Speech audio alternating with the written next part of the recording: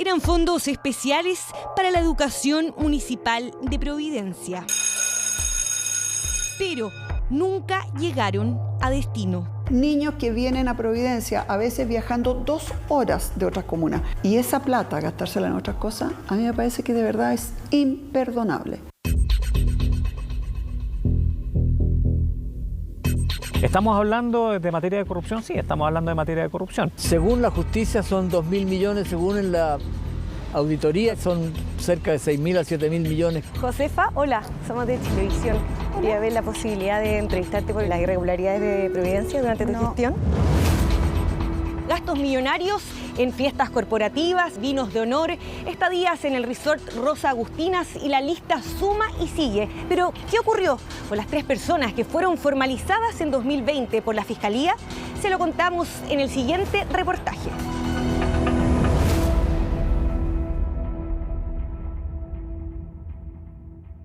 Cuando nosotros llegamos, efectivamente no había dinero para pagar los sueldos ese mismo mes, en diciembre. Tuvimos que hacer un traspaso de plata de la municipalidad a la corporación para poder pagar los sueldos, 1.500 millones de pesos. En diciembre de 2016, Evelyn Matei asumió como alcaldesa de Providencia tras ganarle por 11 puntos a la exedil Josefa Errázuriz, hoy concejala del municipio. Matei celebraba, pero la sonrisa le duraría pocos días. No llevaba ni un mes en el cargo cuando se dio cuenta que algo no cuadraba en el ex Palacio Falabella.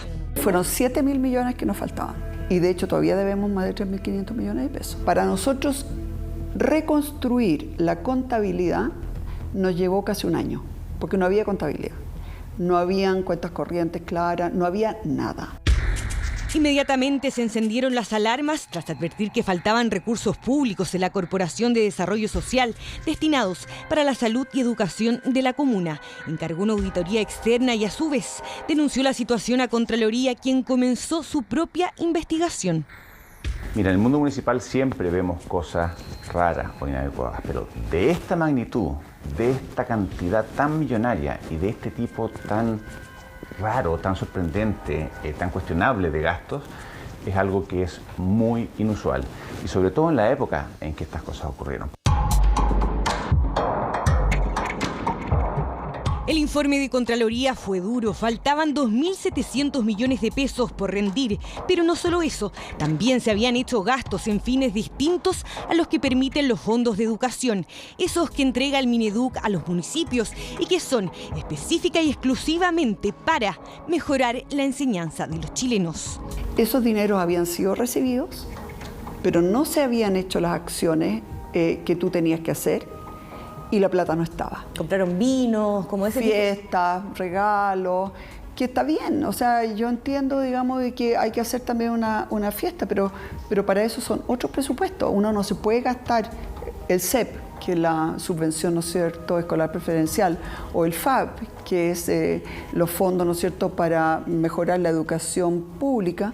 Uno no se lo puede gastar en fiestas y en viajes y en regalos. Pero lo hicieron. De acuerdo al informe de Contraloría, financiaron con esos fondos un paseo de fin de año con alojamiento incluido para 250 personas. También compraron gift cards de vestuario por 100 millones de pesos, de los cuales 70 millones fueron rendidos al Fondo de Apoyo a la Educación Pública del año 2015. Todos estos gastos fueron en directo beneficio de los funcionarios. Eso señala el informe de Contraloría. Cuando estamos hablando de platas públicas, las platas públicas tienen una finalidad y esa finalidad es el bien común, ¿ah? Y además dentro del bien común, actividades específicas, en este caso la educación, ¿ah? Hubo otro tipo de labores que eran muy específicas y no podían utilizarse para otros. Y es por eso que se habla de que acá hubo una distracción o un mal uso, algunos podrán decir malversación, de este tipo de recursos. Y eso es lo que tanto la auditoría como la Contraloría en su momento llevan a la luz. De acuerdo a la ley 20.539, estos fondos deben ser rendidos oportunamente por los sostenedores a la Superintendencia de Educación y deben ser utilizados para renovar equipamiento, muebles y mejorar la infraestructura de los liceos y escuelas. Claramente eso no se hizo. Con esa plata se compraron 1.500 cajas de regalos que incluían copas de vinos y cuchillos de cerámica por 23 millones de pesos. Se realizó una fiesta corporativa por 14 millones entre varias muchas otras cosas. Espero que en el futuro estas cosas ya no pasen bastante más, porque el país está hasta acá de tener que escuchar esta magnitud de dinero que dejan sin recursos a la municipalidad para las cosas más importantes como educación, salud, etc. Pero, ¿quiénes son los responsables de aprobar estos gastos? Una investigación del Ministerio Público apunta a 2 funcionarios que ocuparon puestos claves durante la gestión de Josefa Errázuriz.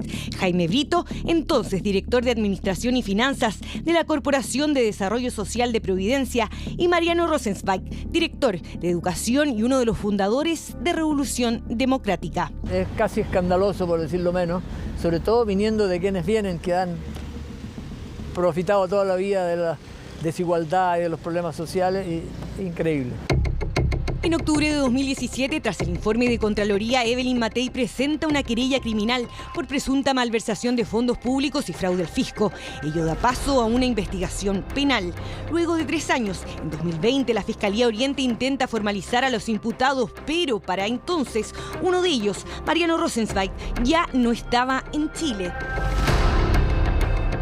Estaba en Inglaterra, porque se había ido a cursar un doctorado en educación, un posgrado que, en su caso, fue financiado completamente por el Estado, porque es beneficiario de una beca Chile. A mí me da mucha molestia el señor Rosenzweig, porque es segunda vez que tiene una beca pagada por el gobierno de Chile para estudiar él en el extranjero. Que él no haya sido capaz de preocuparse de que las platas que eran para los niños de escasos recursos se usaran bien, me parece inaceptable. Espero que nunca más pueda tener un cargo en materia educacional en Chile. O sea, para empezar, uno tiene que aceptar la presunción de inocencia. Los sistemas de justicia se basan en eso, ¿no es cierto? Hasta que no haya acá una condena, nadie puede decir que él es culpable de nada. Yo entiendo que, ahora no manejo mucha información, pero supongo que él había estado postulando a esta beca para poder irse a estudiar antes de que ocurriera todo esto, y finalmente no veo por qué, en el fondo, porque haya una acusación, uno tendría que renunciar a un plan de vida, que además él obtuvo esa beca, hasta donde yo sé, sin ningún tipo de beneficio, se postuló como cualquier otro, y se fue a estudiar afuera. No sé, no me parece algo demasiado reprochable. Yo sé que se puede ver feo, pero me pregunto si es que otra persona hubiese estado en esa posición, hubiese hecho algo muy distinto, digamos. Rosenzweig nunca viajó a Chile. La audiencia de formalización se postergó 3 veces hasta que se decide hacer telemáticamente. El fiscal a cargo de la investigación en ese entonces fue categórico. Una serie de conceptos o ítems que no tienen nada que ver con el proceso educativo. Hubo una sustracción de estos fondos, porque estos fondos, en lugar de ser destinados para los fines educativos que establece la ley, fueron destinados para otros conceptos que ni siquiera tienen relación con el giro de la corporación. Rosenzweig y Brito fueron formalizados por malversación de caudales públicos y destinación pública diferente. La Fiscalía determinó que el monto total por estos cargos ascendía a 1.643 millones de pesos. Tras eso, el tribunal dictó como medida cautelar prisión preventiva, pero solo para Jaime Brito, y Mariano Rosenzweig seguía en Londres. No hay claridad del regreso de mi representado a Chile, teniendo en consideración las actuales circunstancias. Él se contactó con el consulado de Chile en Londres preguntando cuáles son las posibilidades de viaje, y hasta el momento le han dicho que los vuelos se cancelan, no hay claridad de viajes establecidos, por lo tanto no podríamos comprometernos a una fecha de llegada acá a Chile.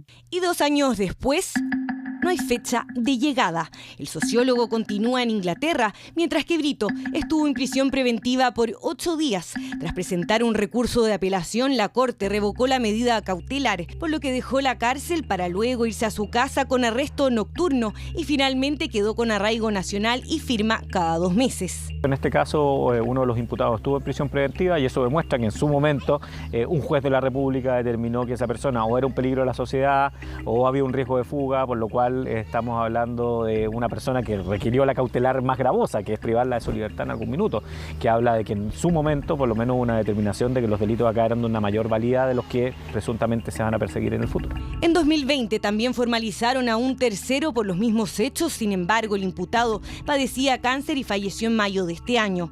En ese entonces, Matei también presentó una querella contra Josefa Errázuriz, dado que, además de ser alcaldesa, era también la presidenta del directorio de la corporación. Josefa, hola, somos de Chilevisión. La querella señala, por ejemplo, que Errázuriz no solicitó la rendición de cuentas, a lo que está obligada en su rol fiscalizador. Es más, en 2015, las sesiones de directorio que debían realizarse una vez al mes solo se hicieron una vez al año, mismo periodo en que se cometieron las irregularidades. Hasta ahora, la exalcaldesa no figura como formalizada en la causa. No lo voy a hablar mientras yo no hable con mi abogado, porque eso, en mi caso no hay un juicio, así que... No, pero igual tú eres responsable durante el rato. Tengo muy claro, pero no voy a hablar mientras no hable con mi abogado. Pero ni siquiera comentarnos qué te parece que se haga en el fondo un juicio abreviado, una salida alternativa. La justicia tiene que actuar. Yo creo en las instituciones, pero no voy a hablar por instrucciones de mi abogado. Según la investigación penal, parte de los fondos de FAEP de educación que ingresaron a la corporación durante el mandato de Errázuriz fueron a parar a este conocido Resort de Olmué. Rosa Agustina Conference Resort, un espacio para compartir en familia. Pero este no fue el único panorama financiado con estos dineros. También hubo un pago millonario en otro centro de eventos, donde la corporación contrató el acceso a las piscinas temperadas, desayuno buffet, almuerzo, once y más. Otra de las destinaciones de los fondos consistió en la compra de entradas y vales de consumo para las fondas de fiestas patrias. También compraron regalos para los hijos de los funcionarios. Eso siempre se ha hecho, es algo normal. Son las fiestas de fin de año de los profesores, de los funcionarios de los distintos establecimientos educacionales. Se objetó es que eso no podía salir de esta cuenta específica, tendría que haber salido de otra cuenta, ¿ya? Pero no es el gasto en sí. Entonces, y esas cosas se siguen haciendo al día de hoy. O sea, gasto en ropa, muchas veces esas cosas se habla como que la gente se está comprando ropa, pero en realidad es un bono que todos los trabajadores reciben a fin de año. A 5 años de la denuncia, la Fiscalía Oriente solicitó reformalizar la investigación contra los dos imputados. El poder entender de por qué el Ministerio Público tiene una especie de cambio de estrategia respecto a la persecución de este delito. Al principio iba una pretensión penal mucho mayor y ahora, también hubo un cambio fiscal entre medio, la pretensión es mucho menor y se abren a estas salidas alternativas. Yo creo que hay que dar claridad en la persecución penal y el por qué se toman determinadas decisiones por parte del Ministerio Público. De acuerdo a la solicitud ingresada por la Fiscalía, a Jaime Brito se le ofrecería un procedimiento abreviado y a Mariano Rosenzweig una salida alternativa. Aunque el sistema permite que los fiscales lleguen a este tipo de acuerdos sin ir a juicio, esto debe hacerse en otro tipo de casos, asegura Precht. ¿Cómo podemos pedir después que los ciudadanos confiemos en la política si los delitos de corrupción terminan en salidas alternativas, que muchas veces pueden terminar, como alguna vez ocurrió, en una clase de ética? Me parece inaceptable y por eso que a mí me parece que estas penas son en realidad ridículas. Yo hubiese esperado realmente en este caso una condena ejemplar. Eso era lo que debió haberse hecho si todo se hubiese hecho bien. Pero aquí hubo dos fiscales que no mostraron demasiado interés y el perito de la PDI tampoco mostró demasiado interés. La Fiscalía Oriente no estuvo disponible para una entrevista en cámara y tampoco accedieron a transparentar información de la causa que permita comprender, por ejemplo, cuáles son los antecedentes para reformalizar a los imputados o por qué se dejaría de perseguir el delito de malversación. Hasta ahora, solo se sabe que la audiencia de reformalización está fijada para el 20 de diciembre próximo. Ni Jaime Brito ni Mariano Rosenzweig estuvieron disponibles para responder nuestras preguntas.